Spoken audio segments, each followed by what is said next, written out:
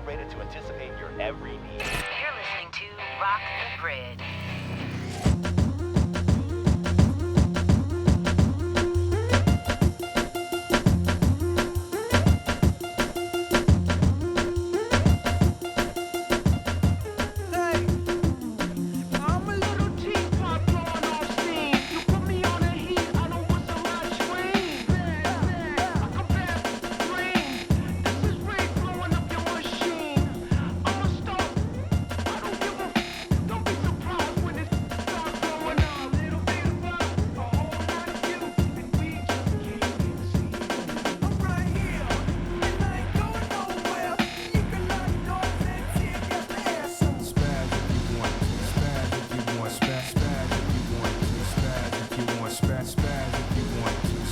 If you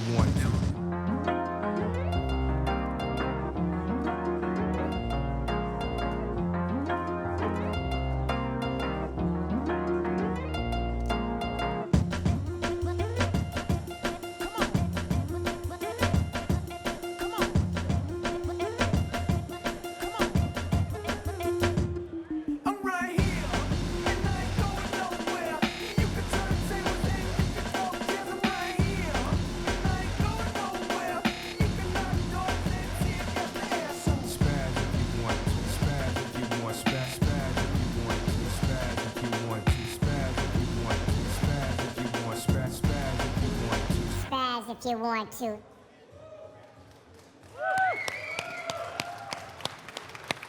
How excited are you about San Francisco?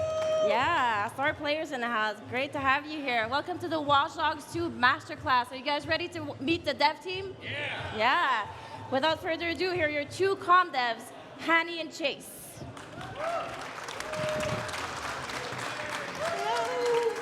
Hey guys, I'm Chase. And I'm Hanny Duong. And we are your community developers. Today we have our creative director, Jonathan Morin, here with us, who's going to be walking through the narrative demo that you saw at the press conference and going in depth on some of the features that you saw. So after his presentation, we will be taking in some questions from the live audience, guys. So be sure to raise your hand. And without further ado, let me introduce you to Jonathan Morin, creative director. Give it up.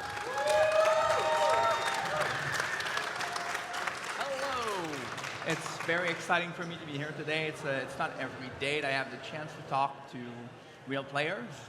And I think that the one thing I know for a fact is that you guys like details. You like to know why everything is there. You like to understand how it works. So I'm going to pause a shitload out of that video. Yes. And I'm going to give you all the details that I think are relevant. And then afterwards, the question, hopefully, you're going to be able to grab some more out of me if I can actually say something about it. So let's start right away. And okay. The video starts with a boring background because we had to do the whole acting going on into the stage demo. So that's why there's a little background like this. That's how we pulled off the stage little moment that happened. Let's wait and see. And then kick in the DedSec video. There we go. Oh my God!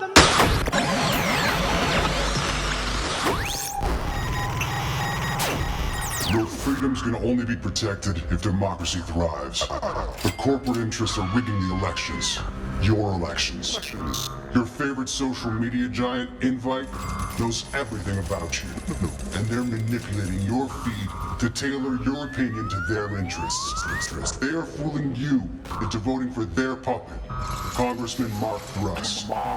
Invite wields the single most powerful population control tool ever created. Defend democracy. Help us tear down Invite.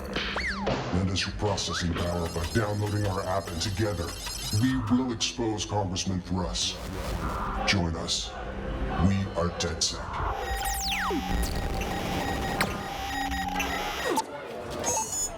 Okay. So we just started and I paused. This entire section is important to us for the demo because that teases the entire structure of the game.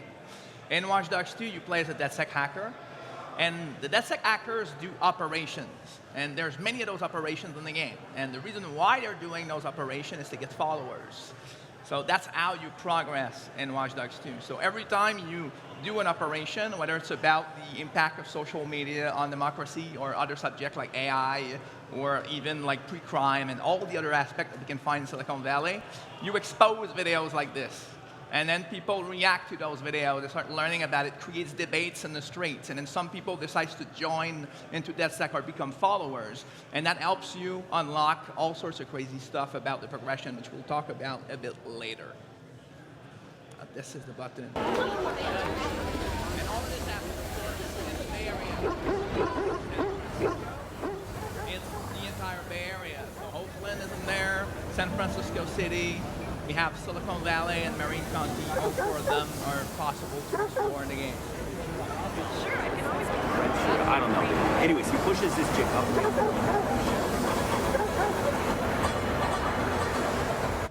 Okay.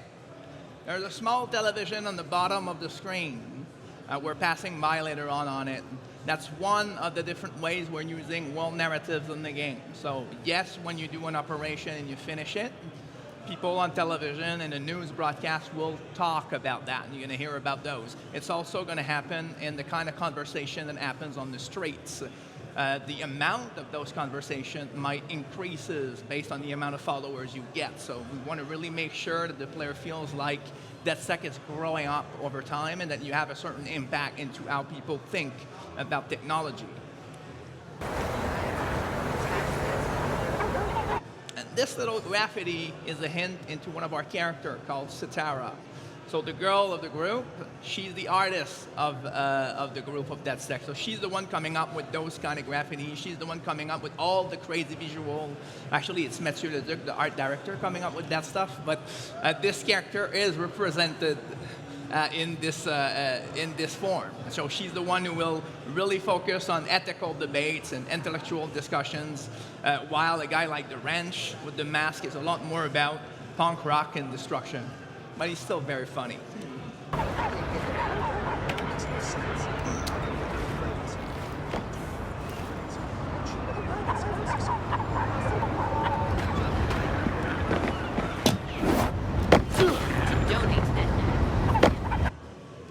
Parkour. Let's talk a little bit about that. Okay.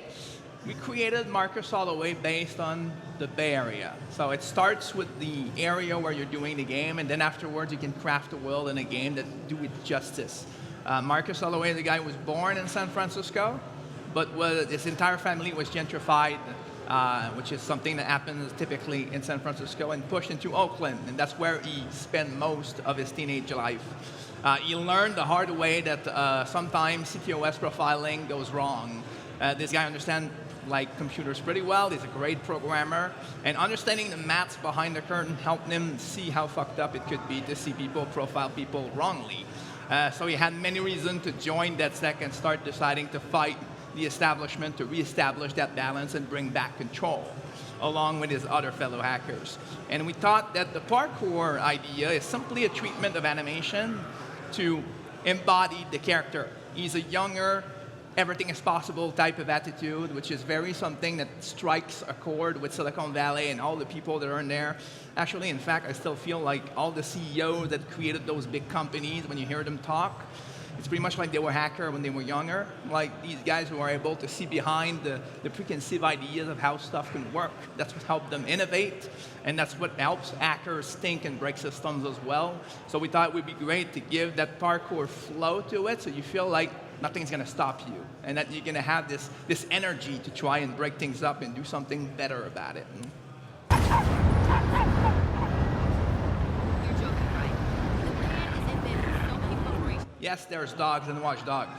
It's a miracle we have the right to protect. Don't take that power. Every one of them. Screw that. Your brain. That's like discussing politics. Okay, you see that little line with the dot?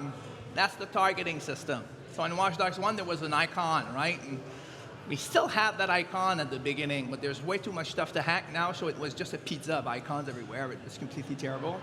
So we had to remove the X icons from there to give you beautiful graphics while you can still hack a lot more stuff going on. But Nevertheless, there's this subtle thing going on. So every single person around you and every car around you can be act, including also other stuff like the ingredients from Watch Dogs 1, plus a couple of new ones. So the way it works is you always know what you're targeting at the moment. And if you press the shoulder button, the left shoulder button, if you tap it, it does a shortcut hack. If you hold it, then I'll show you what happens. I know, right? So Mark starts raving about Captain Leto, but Ellie's all...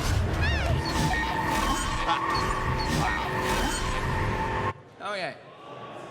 This entire act was done with 3 inputs. So the way it works is when you lock into something, your 4-phase button becomes options. It's true for everything you aim at. In terms of cars, the up button accelerates, the bottom button decelerates or go backward, left and right, you get the idea. Every time you press the button, it costs what we call botnet, which is kind of our mana system. Kind of the batteries of the first game, but a bit more meaningful. Like you start with not that much of those things. So the hack is very powerful, even if you can do it only twice. But of course, when you're in game and you can endlessly control every car, you're a lot more powerful. So we wanted to make sure that every act would be a lot more analog, so you guys can have ideas instead of us telling you, do this. But on top of that, we wanted you to have interesting choices when you progress. So do I want more like battery or like more botnets so I can act cars a lot more and do new ideas, or do I want a new hack? And that creates more meaningful choices for you to progress, which I think is interesting. Shit! Another Sorry. hack is what we call... So little information. We don't have just that mass hack. We have others. So this one is what we call the mass distract. It's something that we kind of had in the first game, right? You can distract someone by sending a texto or something, and it's just going to lose a bit their attention for a while so you can do something else. The thing is we've merged that system with other systems to make it more useful. So it applies to combat too. So when you hack enemies in combat, you're actually hacking their earplugs. So the distract is more like a communication hijack. So if you do it on one person, he can freak out. If he's shooting, he's going to shoot a couple of his friends, potentially. He's going to lose his bomb, that kind of stuff. That you already know. But when you do it to everyone, it still applies. So it's an extremely powerful tool, and that's why there's a cooldown on it, to make sure you guys don't end up like exploiting the system and winning all the time. It's not that we don't want you to win, we still want you to have fun, not like break the entire game. And yes, we can do the same to vehicle. And I'm not going to say the other third one because I don't watch it. Seamless line. You're supposed to be a DedSec hacker. That means you're part of a community. What's super important to us to feel the co-op aspect. hi. So encountering other players doesn't engage you into anything. So you could basically just see him. He might be being chased by a couple of cops, having some epic moment, and then you have an anecdote, or you can take a selfie of it and share it with your friends. Or you can just interact with the player, and it's just one button away of co-op. Like, there's no such thing as menus or like all of that. You just say, hey, when I go to co-op, yes, we're done, and we're already in co-op, and we can go do some operations together and have fun. The entire free roam is still available to you, as well as a bunch of different operations that are kind of focused on having a more substantial challenge. If you're two, you can still play them alone, which I guess a couple of you will be able to pull off by your reputations. But I'm pretty sure that you're going to find it still a bit difficult. And every time you're doing it, it kind of climbs up even more. So it's going to get harder and harder and harder and harder and even harder. And it's going to take a long time for you to beat all of the levels that happens in there. But now let's see what happens in a single player. Hey. Our numbers are going through the roof, but we just promised to blow the lid open on invite and election fraud. And we'll deliver. Have faith, sister. I hate cutting dialogues, but I have to. So this little module there is what we call TeamSpeak. We didn't want to do singular phone conversations. Why? Because when you talk about how actors do things, is they chat in chat rooms. Like they're like 50 at the same time. And it's kind of a perpetual brainstorm. It kind of feels like when you're making a game in a room and everybody is hot and have great ideas and everybody one-up each other. It's an exciting conversation. So we wanted to make sure you would feel a little bit that. So when you do missions and you find something, and we want you to feel like they're always there, listening to what's going on, digging for you into something. Like after all, like they're a lot stronger where they're kind of hive mind type of structure to all the connectivity instead of being just one dude alone that calls someone else on the phone. So we wanted it to be a bit more dynamic. That's why we're doing that. Sure, if we can find evidence that Invite's manipulating social media to help him. Wrench, where you at, man? Scouting Congressman Dipshit's apartment from the roof next door. Oh, we fucked up his fundraiser. Almost everyone's gone. Come on, get over here. Okay, people, this is strictly by the book. Don't paint outside the lines and stay frosty. Fuck you. Just get in there and find some rusty nails to crucify Thrust to the social media cross. On my way. Yes, there's a lot of swearing in Watch Dogs 2, and it's gonna stay this way. Phone. So we've pushed the phone a lot further in the second game. We wanted it to feel more like a phone in the first place. We thought it was important for the game. And this little bar you see on the top, that's your followers. So at any time, you're gonna know how much you need for the next level, because that's pretty much how you level up, right? Every time you level up, you're gonna get research points. So the third icon on the top, like the research icon, that's the research tree. And this is where you can upgrade your character for most of the skills. Like you guys probably heard of the 3D printer. That's the second part of the progression. That's happening in a place we call the hackerspace. This one's gonna cost money, and that's where you 3D print all your guns, whether they're the taser, non-lethal weapons, or the more lethal and brutal weapon that we still have. And also the 2 drones are also in there. For now, let's talk about the DedSec hat. Now, this thing is pretty cool. Like, it's an entire quest log of all the operation that DedSec have. Every time you discover one in the world, it adds into your log, so you can easily track one of them. You can still see them on the map once you unlock them, but we feel it's a better way to understand which kind of stories you're doing. Because this time around, Watch Dogs doesn't have a linear story. It's actually pretty open. What it means is each operation have its own story. And then when you finish it, it's done, but then you can do the other ones or never do them. It's up to you. You can even decide to do only online co-op like type of operations, get followers this way. There's, I think, about 3 milestones in the journey of DedSec becoming more popular in the narrative. The rest is up to you to decide if you want to dig it or not. I'm pretty sure you're going to do everything because it's pretty cool, but there's still an interesting choice in there. And yes, that means that there's no towers in Watch Dogs 2. It's an empty map at the beginning with stores, and you start like hacking your way through, doing followers. Sometimes the new people will share ideas of what to do, and that's going to unlock a few different operations along the mix. Some other time you need to dig into the world, open your net act, and I'm going to talk about later, to find some stuff around. So it's more up to you to discover what the San Francisco Bay Area has to offer. But for now, we're going to focus on one. Any kind of the same, we don't get to face it. Like any time a murder gets replaced. Face it. The fellows at the top are likely rapists. Driving. Driving has been redone from scratch. There was a lot of comment about it not being as easy as controlling and everything. So we decided to rebuild it with the Newcastle guys who did the Driver San Francisco and really know how to do driving as well. So they worked with our guys together to pimp it and listen to your comments to make sure it was easier to control. Turned out to be paying off a lot because San Francisco is a pain to drive, like with all those things, in a good way, right? A lot of turns, a lot of slopes and jumps. And on top of that, we want you guys to be able to hack every car around while you're driving at 200 miles per hour. So making it easier driving was kind of a necessity to make sure you enjoy all of the rest at the same time. This is a video thing. This is not a feature.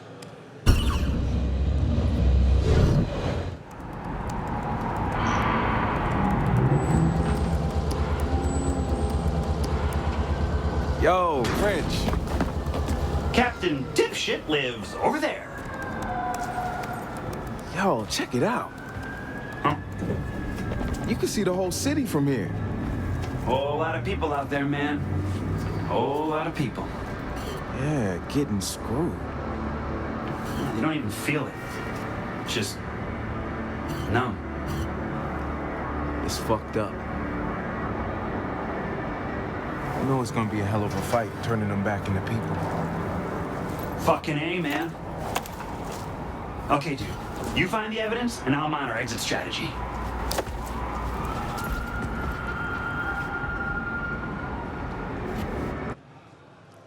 really looking forward to know who's gonna make the first French Max in real life. Like, is Mask thing with the highs? I'm predicting it's gonna happen pretty fast. And it's pretty cool.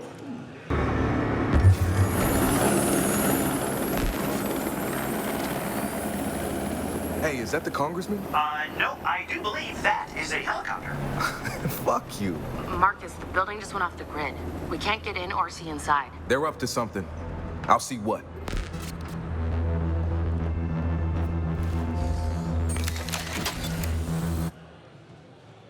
Line of sight. We've pushed the engine a lot to make sure that we could support San Francisco. One of the areas why we wanted to go for the Bay Area was to challenge ourselves to have way more spectacular vistas in the game. You cannot pull off the Bay Area without delivering on that. I think the shots alone explain like what's being capable of doing now. It's pretty exciting. Now the drone. We have 2 drones in the game. They're both being shown in that demo. This is the flying one. This is pretty much a flying camera. I mean, you guys messed around with cameras in the past. Once you get that baby, you can scout stuff pretty easily. But the most important thing is it doesn't really matter if you're Marcus or if you're the flying drone or the RC jumper. Whether you're one of those 3, you can still do all of the hacking the way you want, which means that you could do an entire mission with that baby. You don't need Marcus necessarily. You could like jump between the 3 very easily as well. You can place them strategically at 3 places and hop from one to the other to mess around with another player if you're doing an invasion. So there's a lot more depth into using these 3 toys to mess around with your opponent.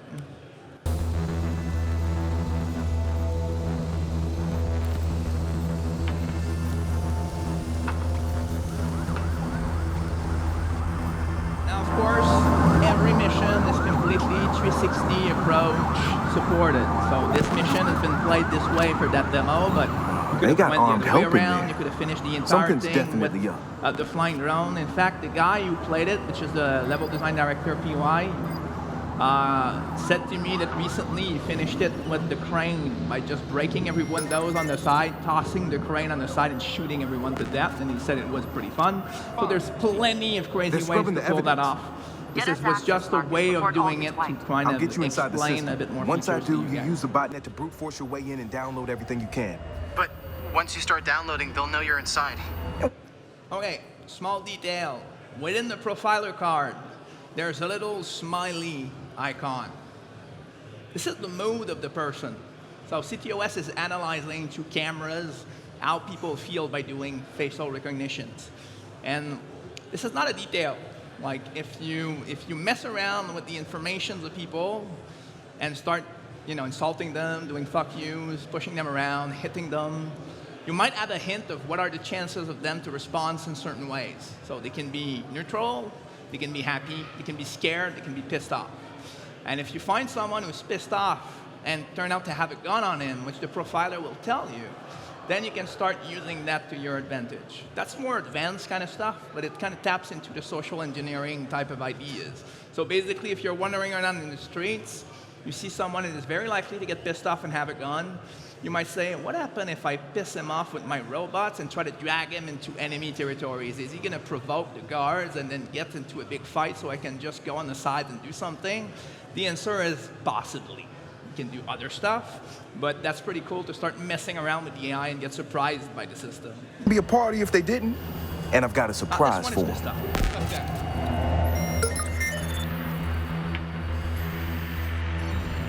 Where are we on wiping the Congressman's cloud?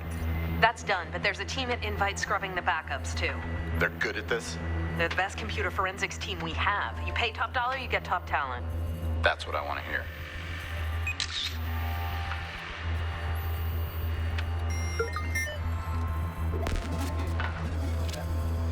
Wrench, you ready with my exit strategy? Define. Ready.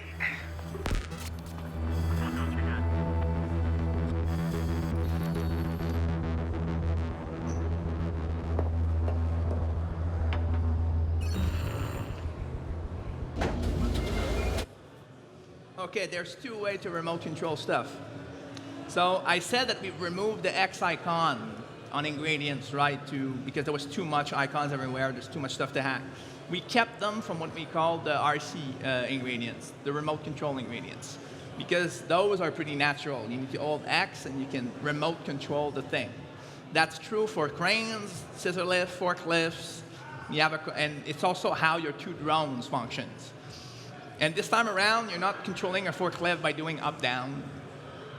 You become the forklift, and you can mess around with the physics and start doing your own stuff with it. And when you combine that with a two projectile that sticks on everything, you start having pretty cool ideas that I'm going to let you figure out along the way. The same thing goes with locking with the car. So we have the two mechanics for this. So you can use a crane, for example, lock it, and then control it remotely, or become it. It's cool to become the thing when you're actually inside a crane, which PY didn't do because it was easier to do a cool vista like this for the demo. But when you're in combat, good players are able to crush an enemy by taking a crane and make it fall down on him and stuff like that, just because you can remote control it and not always change camera. So we thought it would be cool to keep the two mechanics so advanced players can have cool ideas. We like cool ideas.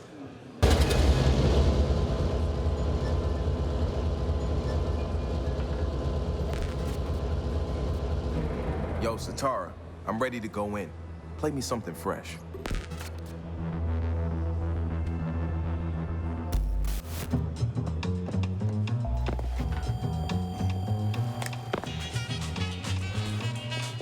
Music.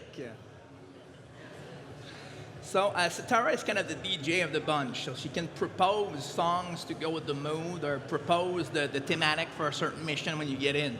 But it's a proposition, and you can still switch to your phone, kick in your playlist, which we've pimp-upped a lot for Watch Dogs 2, to enjoy your own music, right? And, the other thing that's interesting is, yes, we're going to have radio this time around. So when you get into a car, you're going to be able to switch radios to have the different types of music. And you can still kind of record the music and use your app to actually unlock more music around. But we're not going to have an achievement to find the crazy last song that nobody found because there was a smoke. So that's not going to be a repeated mistake. Don't sweat the technique.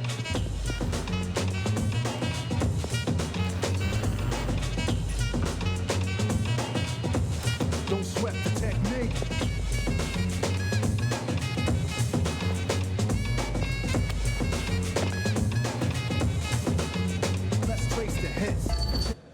Okay. When something is locked, what does it mean? In the first game, we had something called the access code that was on people, and you would use it to unlock a door. It's back in the second game. The way it works is we're doing one access code for an entire layout. And usually, it's going to unlock several different possibilities, so that it opens up the different approach. But it's rarely something that we force. It's typically to open new opportunities. You can decide to bypass that. You can find it in all sorts of crazy ways. So we want to really make sure that the maps remains extremely open.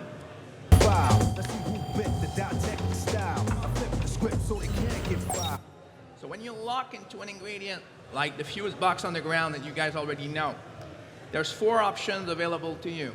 You can disable it, which is kind of useless on that thing right now, but it's very useful on doors, and that's why he's doing it later on in the demo, because you can prevent AI from flanking your ass and that kind of stuff while doing that. You can even lock them into rooms and have some fun with that for a certain point. You can also activate it, which is kind of the basic activates from the first game. This time around, you can make an attract on any interaction around just by making them malfunction. That's what he's doing right now. He's just doing a malfunction with sparks, and then someone's going to go and investigate. But that could have worked on a door. It could have worked on anything. So we're not pre-placing solutions. We're trying to let the player do what the hell he wants. And the same applies to his projectile. So if you throw something, you have the same options. You can do a proximity trap. You can do all of that crazy stuff, which I'm going to talk about later. At least not now. There's something over there. I changed the pace to complete the beat. I dropped the bass to a beat. Give weight for every word they trace is a scar they keep. When I speak, they freak to sweat the technique. I made my debut in '86 with a melody and a president's mix, and now I stay on target and refuse to miss. And I still make hits and beats. Parties, clubs, and cars and jeeps. My underground sound vibrates the streets. MCs wanna beef, then I play for keys. Tell your guys to make sure all their already done. This isn't our first rodeo. There, that's the proximity trigger I was talking about. Now, when you stick up that baby to a car and you make the car accelerate into enemies and it's a bomb instead of a taser, it's a pretty fun thing to do, so I recommend it highly.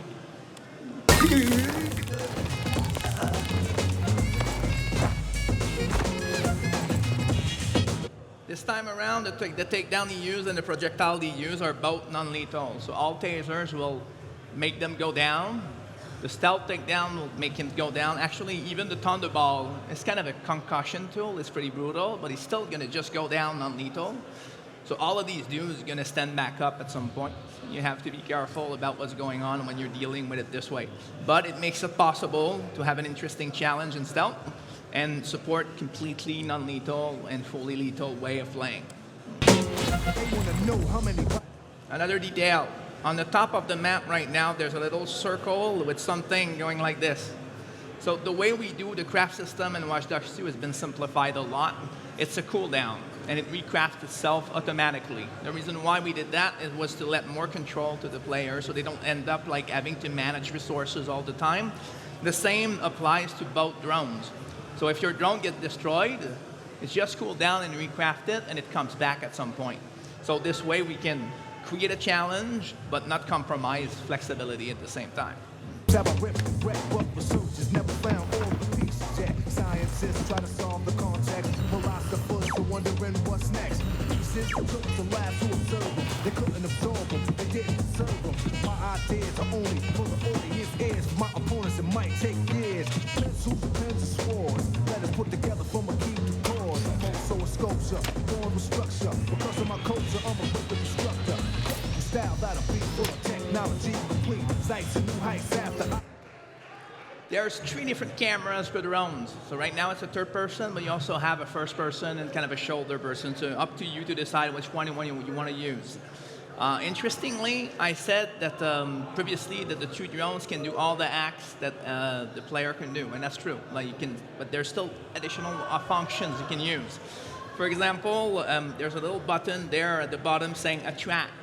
The way you attract enemies with the RC jumper is by insulting them and trolling them to death. So you can get them really pissed off and they're going to try and kick your ass, and then you can move them around like that. But be careful, if you do it too much at some point, they're going to shoot the hell out of your robot. You don't have to speak, just see. And peep the technique. Who the hell?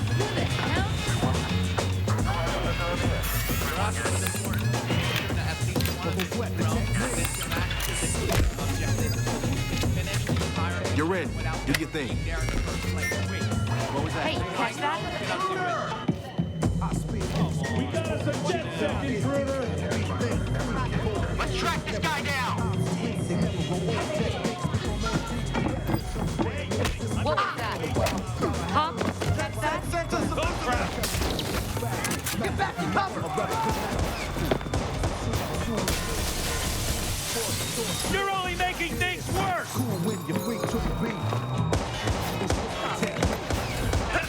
You're in a line of fire! Okay, the AI is a lot more brutal in Watch Dogs 2. Like, a lot more. The reason is we're giving a lot more power to the player. So expect to really need to use hacking to be good. I mean, you can still pull it off just with shooting if you're really great, but you're not going to be as efficient and if you use the hacking around you to pull it off. That's one of the things that was important to us, to make sure that we balance back the 2 systems and have something that's more like balance between the 2.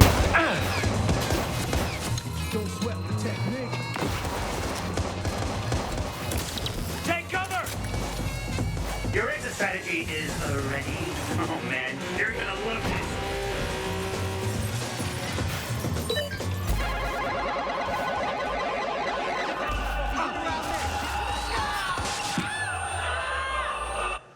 If you didn't notice, that was one of the mass distract I was talking about. So he managed to pull that off because now he knows he has everything he needs to get out of there.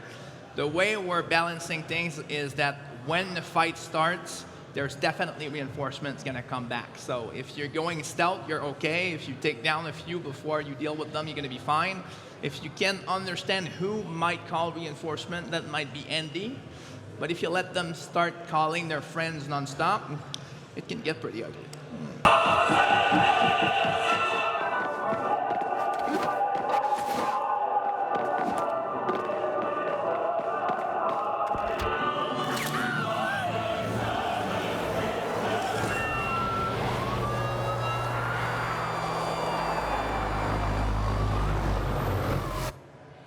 I know, it sucks to pause this. This entire thing is optional, just to give you an idea of how open it is. Like, yes, there's a cinematic there, but if you decide to grab the car and jump through the window and try to manage to survive by getting out down, like it's gonna work too. It's gonna be supported. Ren's gonna call you. He's gonna be pissed off that you didn't use his awesome setup to get out, but it's still gonna go along. So we don't want to force you to play in a certain way, and certainly not in a certain way to get out as well. Yeah! Yeah, baby! Holy fuck, this is awesome. You can poop your pants later, man. Because we are just getting started.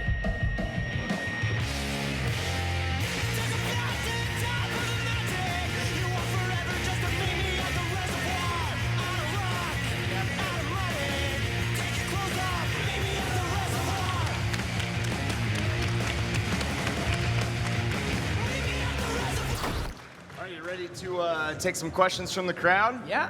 All right, what is do our that. first question from the audience? I know you guys got one. All right. Tell us your name, where you're from, and give us your question. My name's Dave. I'm from Ontario, Canada. Oh. Canada represent, all right. My question is, the first Watch Dogs, it had some PC optimization issues. I'm wondering if you guys are working on that. In particularly, the first, a big concern of the community was the forced mouse acceleration in Watch Dogs 1. There's no way to turn it off for aiming and stuff. It would always force the acceleration. Are you guys going to fix that, or the optimization in general for PC? I would love to be able to answer in details your question, but I'm not an engineer. The one thing I would say is I know we have an entire team dedicated since the beginning on the PC, and they're working their ass off to make sure it's polished, and that's why it's coming at the same time as the PS4 and the Xbox One. Going down the line. Yeah. So I'm Infinium from the Watch Dogs subreddit. So I want to ask about the online modes. What modes will make it to the second Watch Dogs, and what will happen to online hacking? What changes will be there? I didn't understand. I didn't hear the question. I looked at too much rock concert in my life. I have shitty ears. So. What multiplayer modes are making it into cool. to the game? Thank you. Great question. Well, the first thing was to make sure that everything was a lot more seamless this time around. Like, there was too much loading moments in the first game for our own sake. We wanted to have something that was a lot more organic. So when you wander around, like I've shown in that video, well, you can just have the emergence of other players going on, but as soon as you press a button, then you have the co-op mode. That's the new one we're adding.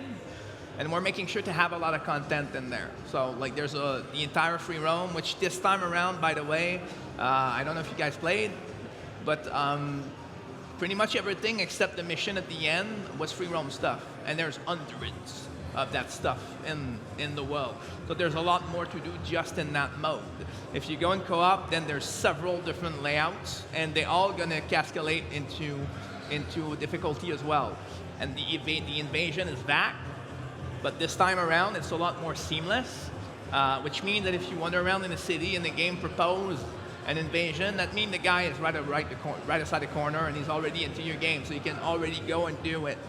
But this time around, with all the tools that we've added, it kind of changes the game a lot about invasion.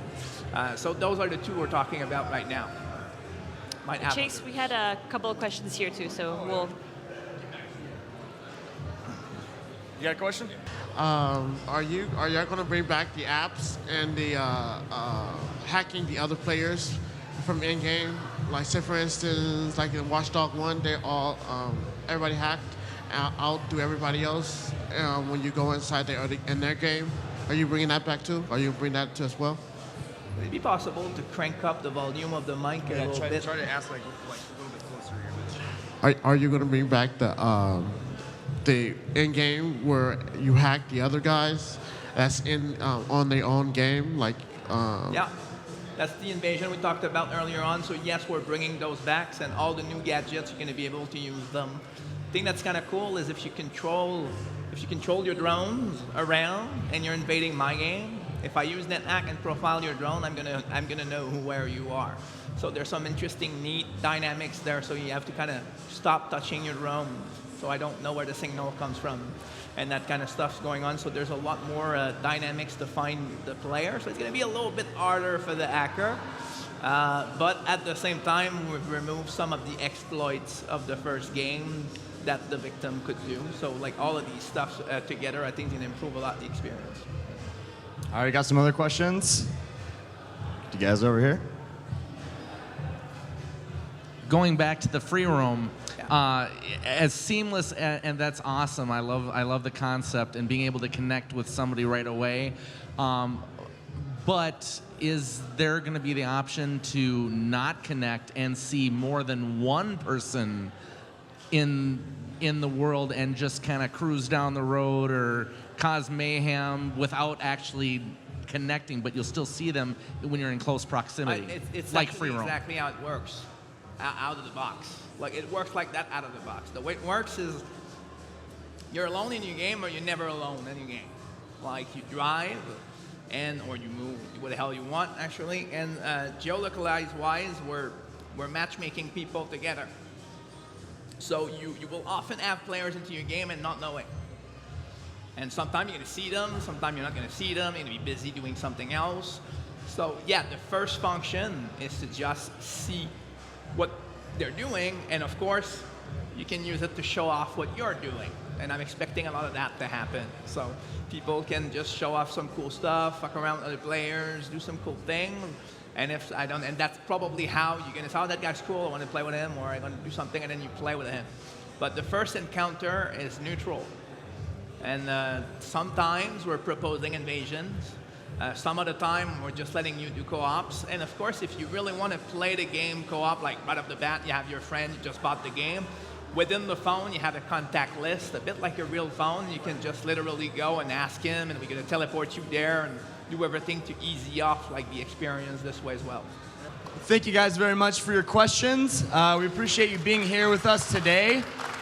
We hope that you learned a little something, and if you want to get your print signed, Jonathan will be right here, so come on up and say hello. Thanks again. Thank you.